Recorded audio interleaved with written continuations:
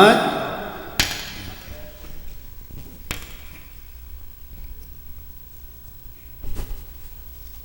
بالله من الشيطان اللعين الرجيم. بسم الله الرحمن الرحيم. الحمد لله رب العالمين، ثم الصلاة والسلام على أشرف الأنبياء والمرسلين، سيدي وحبيبي ونور قلبي، طب القلوب ودوائها وعافية الأبدان وشفائها ونور الأبصار وضيائها، أبي القاسم المصطفى محمد. اللهم صل على محمد وآل محمد وعلى أهل بيته الطيبين الطاهرين المعصومين الذين ذاب الله عنهم الرجس وطهرهم تطهيرا.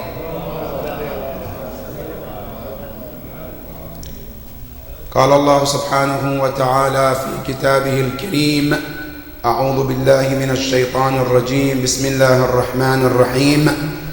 يا أيها الذين آمنوا اذكروا نعمة الله عليكم إذ جاءتكم جنودا فأرسلنا عليهم ريحا وجنودا لم تروها وكان الله بما تعملون بصيرا. إذ جاءوكم من فوقكم ومن أسفل منكم وإذ زاغت الأبصار وبلغت القلوب الحناجر وتظنون بالله الظنون. هنالك ابتلي المؤمنون وزلزلوا زلزالا شديدا. صدق الله العلي العظيم. اللهم صل على محمد. عباد الله، أوصيكم ونفسي بتقوى الله. My dear brothers and dear sisters, Assalamu alaikum wa rahmatullahi wa barakatuh. Another day we have been blessed to live and see it, and another opportunity to show grateful to Allah or to be ungrateful. But as a Muslim, we are encouraged to always be grateful to Allah. No matter what things are, no matter how difficult things could be, Islam teaches you should still be hopeful. Never become hopeless no matter what the situation is. Why? Because Quran made a good statement, which sometimes we forget, especially when we are in difficult situations, sickness, stress, difficulty. Allah subhanahu wa ta'ala says, Inna ma'al usri yusra. With every difficult, next to it, not after. No, together. It's just a matter of patience. And the relief will come. Allah subhanahu wa ta'ala says, Inna ma'al usri. In Arabic, al-ma'iyya means together. When you and I are in difficulty, constantly let's keep in mind that the relief is very close. And it will be. And that is what the mu'min is supposed to be. That always we have to keep hope. Never give up your hope for any other reason. So we are grateful to Allah subhanahu wa ta'ala for all His blessings. All in combined. The ones we cannot even remember today. And the ones we remember. And the ones to come in the future. Ya Allah, thank you for all those blessings. And we also send our salutation and respect to our leader, our mentor, our prophet, Ar-Rasul sallallahu alayhi wa alihi. Allahumma salli ala Muhammad. May the blessing and peace of Allah be upon all of them. And also his household, the pure ones, the chosen ones, Ahlul Bayt alayhim salam.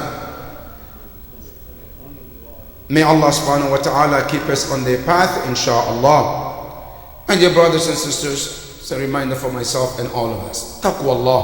Let's keep in mind that Allah is watching and He is listening, and He will hold us accountable for anything that we have done. Today our khutbah is about Al-Imam Amir al-Mu'mineen salamullahi alayhi. Sallallahu alayhi. As we are in the days of his milad, his birth, Today we're going to talk about Imam Ali as Quran describes him. Sometimes people ask, is there any ayah in the Quran regarding Ahlul Bayt, regarding Imam Ali? Yes, there are many of them. Not one, not two. And Imam Ali himself said, 1/3 of Quran is about us Ahlul Bayt. If you divide Quran into 3, 1/3 of the entire Quran is all about Ahlul. And one out of many of them is this surah which is known as Surah Al-Ahzab. Surah Al-Ahzab is one of the many surahs that contains many verses that talks about Ahlul Bayt alayhim salam. And today we're talking about one out of those many ayahs in Surah Al-Ahzab. And one of them is ayah number 6 and 7 and 8 and 9. It's talking about Imam Ali alayhi salam. The ayah Allah called mu'mineen. If you look at the ayah, Ya ayyuhalladhina amanu, those of you who believe, Allah said, Udhkuru ni'matallah. Remember, don't forget what? Ni'matallah, the blessing of Allah upon you. What blessing, Ya Allah? It says, إِذْ جَاءَتْكُمْ جُنُودًا, at a time when an army came to you, attacked you, they wanted to kill you. Allah said, then we came in between you and your enemy. فَأَرْسَلْنَا عَلَيْهِمْ رِيحًا, we sent a wind to destroy them. النار أُلِذَا وَجُنُودًا لَمْ تَرَوْهَا, we sent what we call secret servants. Junud, they're soldiers, but you can't see them. Who are those? Some narration Tafasir say they're angels to support the Muslims. And this is talking about the battle of Badr, when the Muslims were in very, very tough situation. Then Allah subhanahu wa ta'ala said, وَكَانَ اللَّهُ, remember that Allah is always Basir. He sees everything that is happening. Now, the next ayah after that is the ayah that talks about Imam Amir. What does it say? It says, also remember, after you remember the Badr, remember also this. It says, إِذْ جَاءُوكُمْ, remember when your enemy came to you. جَاءُوكُمْ, they came to you. When did they come? How did they come? مِنْ فَوْقِكُمْ, they came from top. Al-Fawq in Arabic means top. Now, what does it mean? Let me elaborate this pretty word historically so we understand and digest what this ayah is all about. Now, this ayah is all about the battle Quran calls Ma'arakat al-Ahzab, the battle of Ahzab. Now, what is the meaning of Ahzab? Ahzab means groups and parties. What happened? This war or this battle started with one group called Bani Nadir. Bani Nadir was one of the groups who did not like Islam. And they wanted to crush Islam and end Islam totally. They wanted to finish Islam completely. And this was very significant, brothers and sisters. So in order to do that, they know they cannot do alone. So what did they do? They started to reach to another group, another tribe. The first one they reached to is Quraysh. That's Quraysh. It's like we have common enemy, right?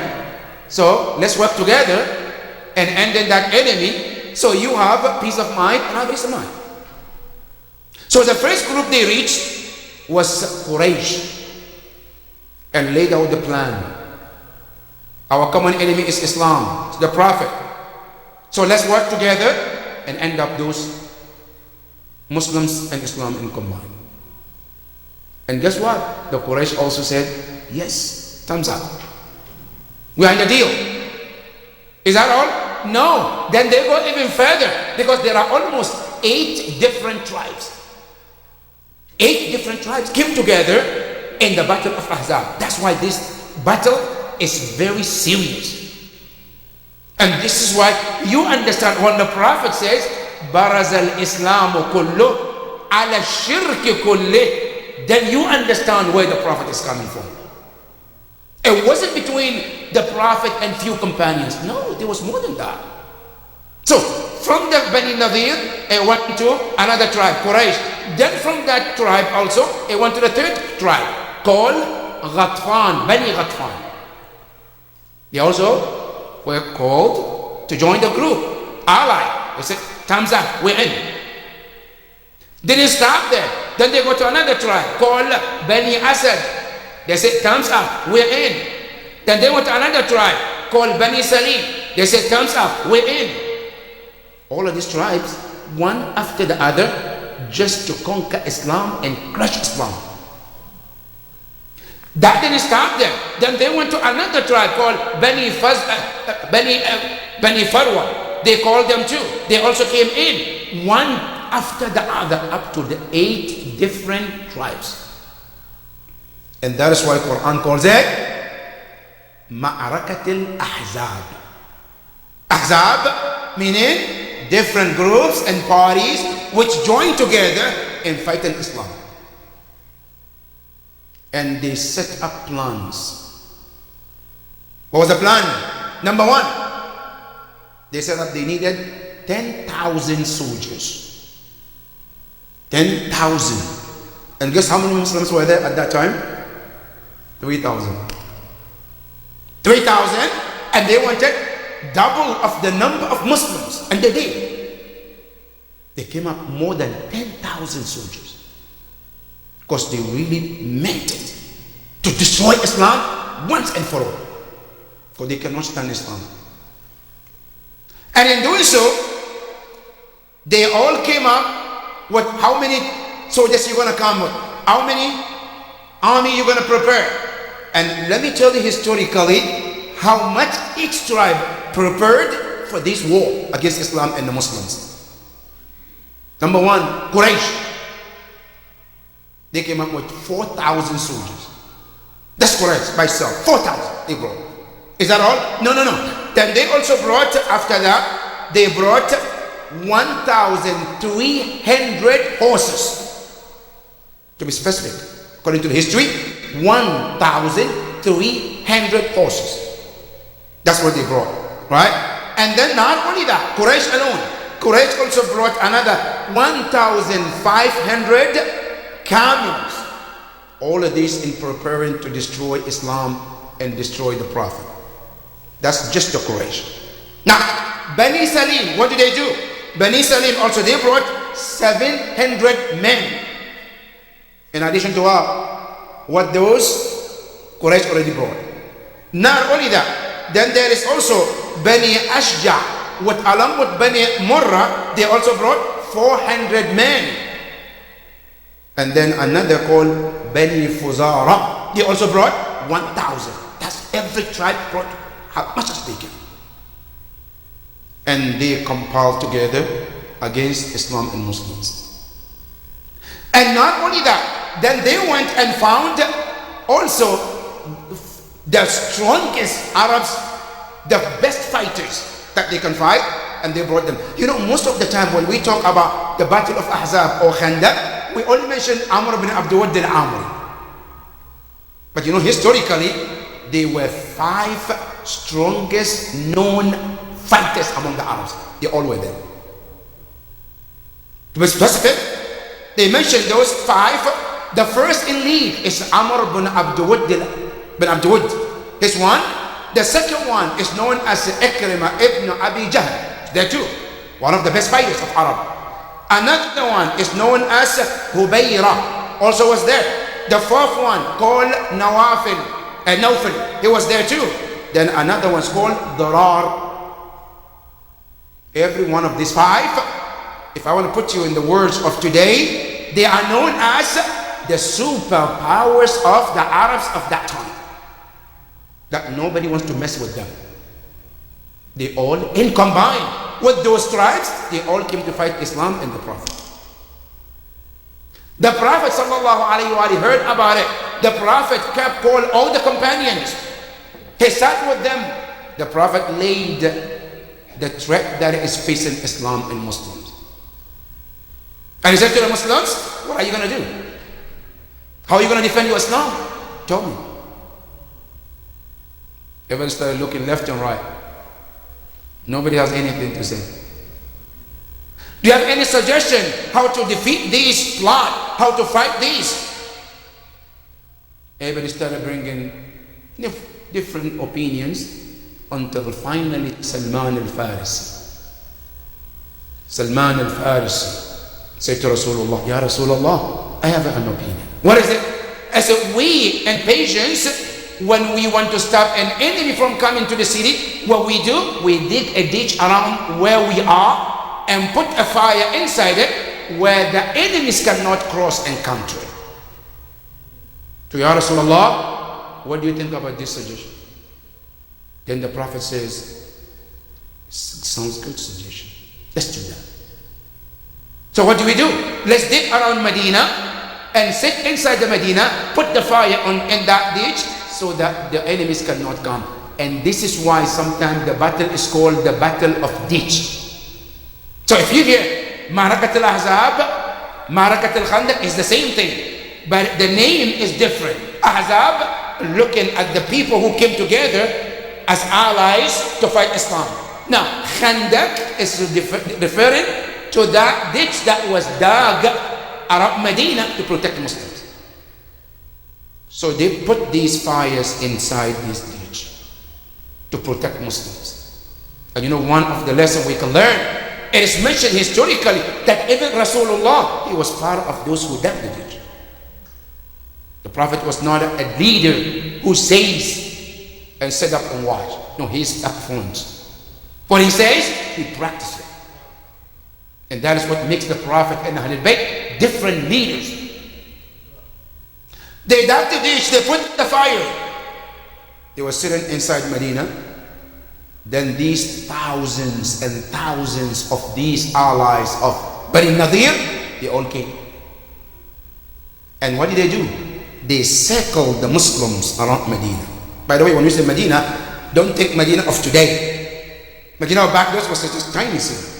Today it has expanded. Medina was just a tiny land at that time. So they were able to circle this city. They surrounded it. As they surrounded the city, what happened? Then, now how long did they surround the city, by the way? There are different opinions about how long. The first narration, the highest that we have, they surrounded Muslims for the whole month. It's not about 1 day or 2 days. 1 month, Muslims cannot go out of Medina because of those enemies. The second narration, no, they were surrounded for 25 days. The last riwayah that we have, they were surrounded for 20 days. 20 days, Muslims were captured in the houses, they cannot go out. Ya Rab, let me ask Allah, Ya Rab, can you tell us how difficult this situation was? Can you explain to us? I wasn't there, you were not there. Now historians might be lying, might be telling the truth, nobody knows. But Quran tells you the truth, what the situation was. Now listen to the Quran. That's where Quran says, إِذْ جَاءُوكُم مِّن فَوْقِكُم. Remember when they came to you from the top. Now the top is what? They came from the eastern part. The eastern part, the tribe called Ghatfan, they came from that side. Then وَمِنْ أَسْفَلَ مِنْكُمْ. Some of them came from the western part of Medina, so that some group are coming this side, some are coming from this side, so that they can put Muslims in the middle. If this doesn't give you the idea how serious this battle is, what else can give you the seriousness of this battle? Now, when they came, this is Quran telling you, إِذْ جَاءُوكُم مِّن فَوْقِكُم. Some of them came from the eastern part of Medina. وَمِنْ أَسْفَلَ مِنْكُم. Some of them came from the western part of the Medina. Then what happened? When they came and surrounded you, how was your situation? Then the Quran said, وَإِذْ زَاغَتِ الْأَبْصَارِ. Now, I just want to pause here for seconds, mothers and sisters. There is a lot of things we hear against Shia. They said, Shia always curse the companions. Shia always are bad-mouthing the companions. Now, forget about the Shia. Let's see who is the first one to criticize those Sahaba and those companions. Is it Rasulullah? No. The first one to criticize some of those companions was Allah subhanahu wa ta'ala. Forget about the Shia. Now when Shia comes and talks about this companion, that companion, who did wrong, who did worse, now it's not about hating them, it's about telling and putting the fact for the ummah, so you get to pick who is right, who's wrong. And it's a common sense. Today you and I, you walk into any shop, Giant, you want to buy an apple, you pick any apple or you look for the good ones to take home. It's a common sense. I want to follow someone. Should I just close my eyes and follow anyone just like that because they're companion? Oh no, I have to think and verify and research and know who is who before I choose. And then when the Shia talk about this, they say Shia, you're bad-mouthing the companions. Now, listen to the Quran, what the Quran says about the companions. Allah said, the first thing, when those kuffar came and they surrounded the Medina, He said, إِزَّاغَتِ الْأَبْصَارِ. The eyes of Muslims, the companions, they started going left and right. And this is an expression how very, very fearful those companions were. They were scared. When the situation got to that point, Ya Allah, is that all? Allah said, no, no, no. He said, وَبَلَغَتِ الْقُلُوبُ الْحَنَاجِرِ. Their heart has left the place where it's supposed to be, came all the way to their throat. Quran is telling you the situation of those companions. Now, what does it mean? Quran is telling you they were at the urge of death because of the fear. Because who can stand Amr ibn Abd Wudd al-Amri? Who can stand Hubayra? Who can stand Ikrimah? These are people that everybody, when you hear their name, you start to shiver. And not just one, not two, not three, 5 of them, they came inside Medina. And the Prophet was sitting and his companion. And then the Prophet, as they were standing, Amr ibn Abd Wudd, the leader, he says, وَلَكَدْ بُحِحْتُ مِنْ جَمْعِكُمْ فَهَلْ مِنْ مُبَارِسٍ. He said, I'm tired of this crowd who's sitting, talking about Jannah, heaven, hellfire. Well, when you go to hellfire, when you die, you go to Jannah. Anyone willing to come, so I can send them to Jannah easily. Anyone can come to go to Jannah. Wallahi, look at the historians. Tariq al-Tabari, Tariq ibn Mas'udi, Tafasir. Nobody came up. Nobody even raised their head. And the Quran says, their heart has jumped all the way to their necks. Now they're waiting for death. Right? Is that all? No, no, no. Quran said, وَتَظُنُّونَ بِاللَّهِ الظُّنُونَ. At that point, they started to imagine and accuse Allah in their own minds. Now, tafsir al-Quran bil-Quran. What would they cause? What was they thinking about the Prophet? Right? Now another ayah explained what they were thinking about Allah. They says, إِذْ يَقُولُ الْمُنَافِقُونَ وَالَّذِينَ آمَنُوا مَا وَعَدَنَا اللَّهُ وَرَسُولُهُ إِلَّا غُرُورًا. That's what they were saying. مَا وَعَدَنَا اللَّهُ. Whatever Allah told us and the Prophet is nothing but what? Just fake. Not true. This is what is going to their mind. That, Ya Allah, if you say you are there, Muhammad is there, how are we going to be put into this situation? Why don't you do something? This is the situation of companions. Now, if I talk about this, what Quran says, am I cursing or bad-mouthing the companions? Oh, I'm telling you what the Quran says. It's not about bad-mouthing anybody. This is Quran telling you the situation of the Muslims on the day of the Battle of Ditch.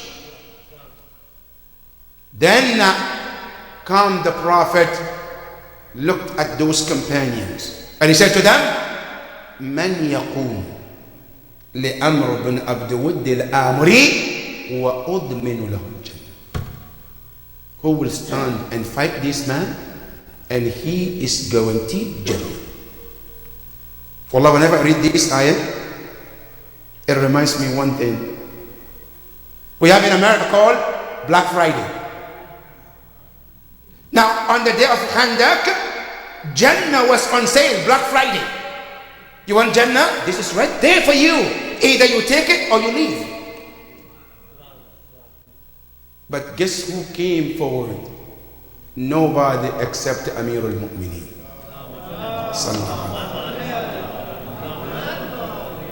He said, Ya Rasulullah, I will go and fight him. Then the Prophet said, Ya Amir al-Mu'mineen, ijlis, sit down. من يقوم لعمر بن عبد ود العامري وأضمن له الجنة. Who will fight this man and I guarantee him, if you kill him, there's Jannah. If you get killed, there's Jannah. In any way, you still win. Their situation is what the Quran said. Nobody except Imam Ali. Ana lahu ya Rasulullah. Then the Prophet says, sit ya Ali 3 times. Ya Rasulullah, why 3 times? Why not 1 time? Because Rasulullah knows there is a hypocrite among them. If Rasulullah could say, first time, Imam Ali said, yes, I, go. They'll say, oh, we didn't even get the chance. It was so quick that before I think about it, Imam Ali went. If the Prophet would have said the second time, I would have said, I. But I didn't get a chance, right? Now Rasulullah, to close all of these claims, he gave you the first chance, the second chance, the third chance. See what you're going to do. And nobody except Imam Amir al-Mu'mineen. He said, Ana lahu ya Rasulullah. Imam Ali comes forward. As he comes forward, then Amr bin Abd Wud al-Amri, la'natullah alayh, he said to Imam Ali, he says, Lam yajid ibn ammika ahadan ghayra. He said, your cousin didn't see anybody except you. Of all the people who are sitting, there's no strong person, right, that he sent you. He said, I'm just worried about you. I can just take you with my sword and then just raise you in the sky. You are not in the sky, you are not in the earth. I can just raise you there and play with you. Imam Ali said, yes, Alima ibn Ammi bidhalik. He knew that, but he sent me anyway. Then he says, there's a beautiful poem Imam Ali says, he said, La ta'jalanna. He said, don't haste, don't be hurried. Right? It says, فَقَدْ أَتَاكَ مُجِيبُ صَوْتِكَ غَيْرُ عَاجِزٍ. He said, the one to respond to your call. He was calling. هَلْ مِن مُبَارِزٍ. Is anybody to come and fight? I said, the answer, the one to answer your call, he said, it's here. And it's not a weak one. He said, I'm here to strike you with a strike which will remain throughout the history and will be remembered for the rest of the human life. And that's what happened. That the narration said, Imam Ali alayhi salam and Amr ibn Abd Wud al-Amri, the battle started. The first time, Amr ibn Abd Wud al-Amri was able to strike Imam Ali, the beginning. Then the second attack came, and the next thing the Muslims could hear was the word Allahu Akbar. And you know what Allahu Akbar means, right? Yes, the greatness of Allah has been manifested. How? By the time the dust came down for the Muslim to see what happened, they saw Imam Ali alayhi salam was standing and Amr bin Abd Wud al-Amri was laying down. Imam Ali alayhi salam sat on his chest to finish the job. Amr bin Abd Wud al-Amri spit on Imam Ali's face. Imam Ali stood up again and started to go around Amr bin Abd Wud al-Amri, circling him. Then now comes the voice of Munafiqun. They say, Ya Rasulullah, kulli aliyin li yu'ajjil alayh. Ya Rasulullah, tell Ali to hasten, to kill him, finish the job. They kept saying, then the Prophet turned and says, La alaykum bi Ali, bal aliyun a'raf. He said, you don't tell Ali what to do. He knows what to do. In other words, be quiet. You were here when they needed you in the front. You didn't come. Now you have all the suggestions. Now you have to say without comparison. You know people who don't play soccer, but as they watch soccer, one of the players make a mistake. Oh, how dare he play like that? Like if you had to give him, he will do a better job, right? And he doesn't even play soccer to begin with. Right? Now these people, the place was open for you. You didn't go.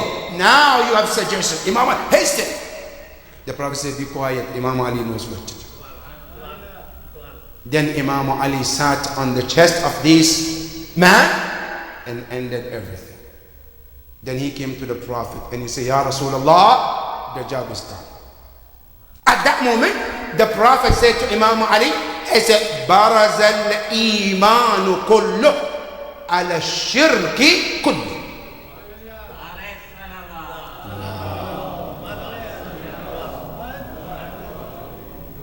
So today, Islam, the whole Iman, entire Iman, kull. He said that Iman has faced the entire shirk. You know why? Wallahi alladhi la ilaha ghayruh. Brothers and sisters, those people who came, the enemies of Islam, their intention was to crush Islam and finish everything. That was their intention. But who was able to solve and save Islam on that day? There was nobody but Imam Ali.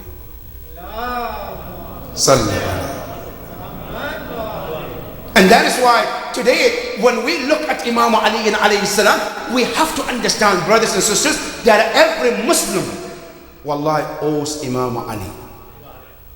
Because without Imam Ali on the day of Khandaq, I guarantee you, you and I wouldn't be here called Idara praying Jummah today.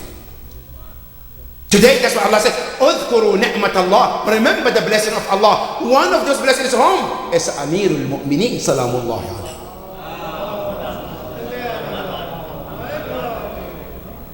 That with his sword, he saved Islam and saved the religion of Allah. And that is why today, when you see us celebrating the birth of Imam Ali, with spending and doing things, it's not just because Imam Ali is Imam Ali, because he is our savior of this religion. He is the one who gave everything for the sake of this deen. Wallahi, if you check entire Islamic history, after the Prophet, after Rasulullah, there is no man or woman who have defended Islam and gave everything that Imam Ali alayhi salam. And he deserves more and more of whatever we can. And whatever we do, we cannot even pay anything of the sacrifice of Imam Ali alayhi salam. For that matter, brothers and sisters, I just want to emphasize one thing. As we talk about this Milad of Ahlul Bayt alayhi salam, we as a parent, we have a responsibility, brothers. We have to let our children understand the significance of this Ahlul Bayt. When the Milad of Imam Ali comes, we need to show in our houses. Do something with the children. Don't just depend on the center. Yes, I come to the gesture, I hear mankabat, and that's no. Let it be in your house too. Sit with your children. Talk to them about Imam Ali, his fada'il, what he has done. Buy cake, buy them gift, do something so that you can install the love of Ahlul Bayt in the heart of your children. You have to do this to make your children looking forward. When is the birth of Imam Ali coming? Let them relate to the birth of Imam Ali of goodness that they find on the sea when the birth of Imam Ali comes.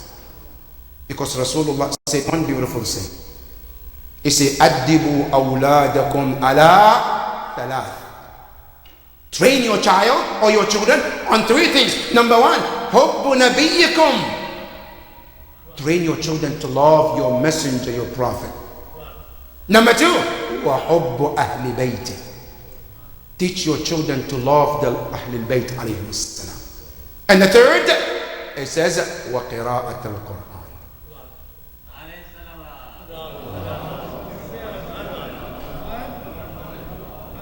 We have to train our children to love Quran. We have to encourage them to love Quran. We have to build that relationship between Quran and our children so that they grow up under the 3 laws the Prophet asked us to train our children: Hubbun Nabi, Hubbu Ahlul Bayt, and Quran. May Allah subhanahu wa ta'ala help us in this great cause, Ya Rabbal Alameen. Ya Allah, your peace and blessing be upon Imam Amir al-Mu'mineen on the day he was born, and peace be upon him on the day he will be resurrected, inshaAllah. Bismillah ar-Rahman ar-Rahim. Inna ataynaka al-Kawthar, fasalli li rabbika wanhar, inna shani'aka huwa al-abtar. Sallu ala Muhammad wa ali Muhammad.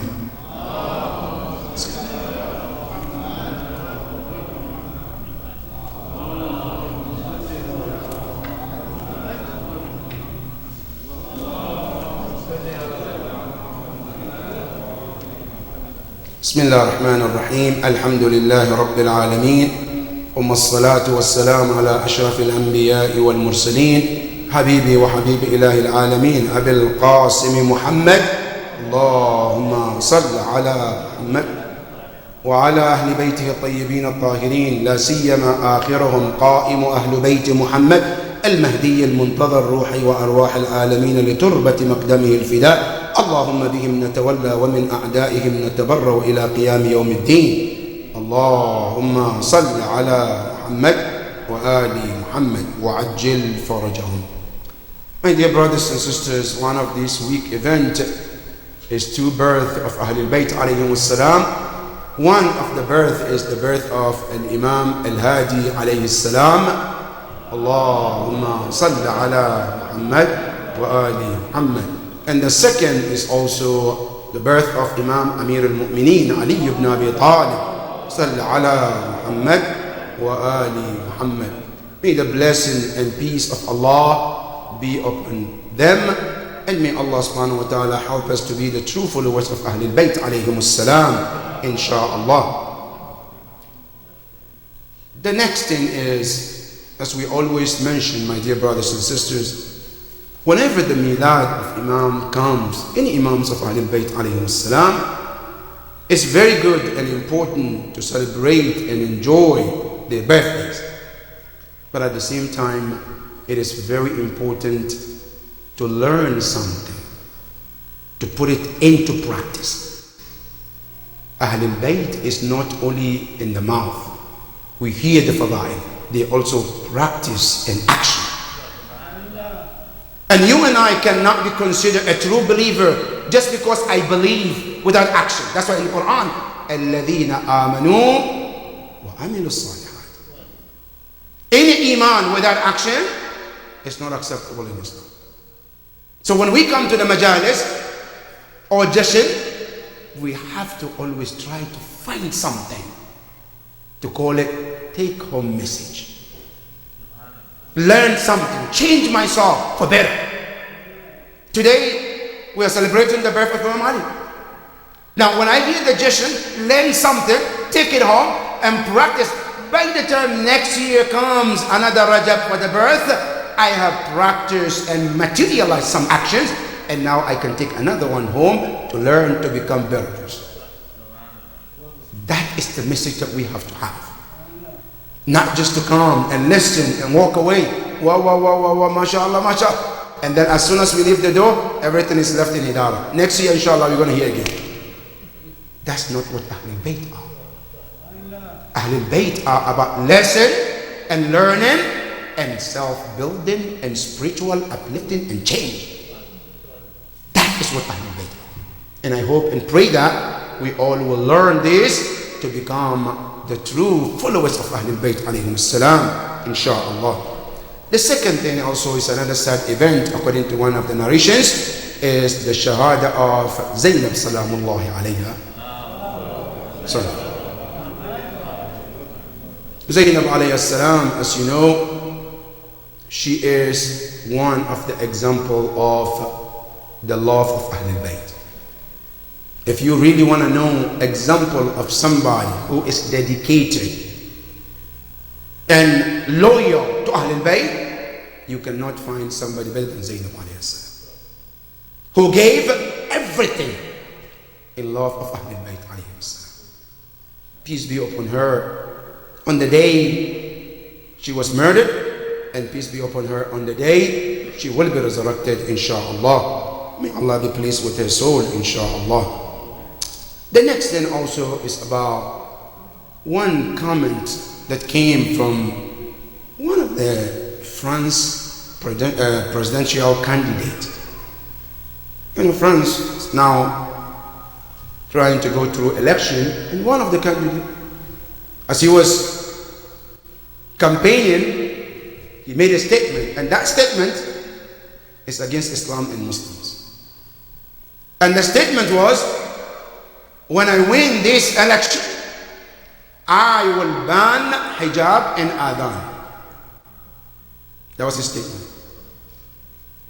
And we said to him, inshallah, you're not going to win. If you haven't been won yet, and this is your evil thought against Muslims and Islam, I'm going to ban hijab, I'm going to ban adhan. Not to say no, when I come, I will work with Muslims. I will try to find the middle ground to work between Muslims and non-Muslims. No, I'm going to ban Islam, I'm going to ban adhan and then hijab. Inshallah. See, we have to understand one thing, brothers and sisters. This religion is not our religion. It's Allah's religion. It's not mine. Allah said in the Quran, إِذَا جَاءَ نَصْرُ اللَّهِ وَالْفَتْحُ وَرَأَيْتَ النَّاسَ يَدْخُلُونَ دِينِ اللَّهِ, religion of Allah. It belongs to Him. إِنَّ الدِّينَ عِنْدَ اللَّهِ al-Islam. This is Allah's religion. Now, we are not going to come and stop you because we have weapons. But we know the owner of the religion has his own way to protect his religion. He has his way. And he has done that many times in the history. One of them is Abraha, who wanted to destroy Kaaba. What did anybody do? The owner of the Kaaba saved his own Kaaba. The same thing. Anybody who comes to plot against Islam and Muslims, the religion, the owner of the religion will take care of it. And we pray to Allah that people like this, who have this mentality to destroy Islam and destroy the Muslims, Ya Allah, don't give them the victory, Ya Rabbal Alameen. And we pray to Allah subhanahu wa ta'ala to help Muslims, Ya Rabbal Alameen. And another thing also, in India, there have been some challenges with the Muslim sisters with hijab. That lately, sisters who wear hijab, they have been threatened and being also, it looks like the government is trying to find a way to ban anything that has something about Islam. You know, I don't know where these people are coming from. But if they read the history of Islam, I know it should be enough to educate them that people have done worse than what they do today to stop Islam, but that did not do anything but helping the cause of Islam. So if they want to stop Muslims and Islam from growing, they cannot put stop on this Islam. Because Allah already said in the Quran, إِنَّا نَحْنُ نَزَّلْنَا الذِّكْرِ وَإِنَّا لَهُ لَحَافِظُونَ. Allah said, we send this Quran and we will be the protectors of it. Not even angel, not even Rasul. Allah said, we will protect it. How? It's in His knowledge. So they can plot as they want. They can plan as they want. But at the end, they should all know the best plan is Allah subhanahu wa ta'ala. May the Almighty Allah subhanahu wa ta'ala help all mu'mineen and mu'minat ya Rabbal Alameen. Our brothers and sisters across the globe, some of them are going through difficulty, hardship. Ya Allah, make it easy for all of them, Ya Rabbal Alameen. Bismillah ar-Rahman ar-Rahim. Inna ataynaka al-kawthar. Fasalli li rabbika wanhar. Inna shani'aka huwa al-abtar. Sallu ala Muhammad wa ali Muhammad. Inshallah, we'll mention that.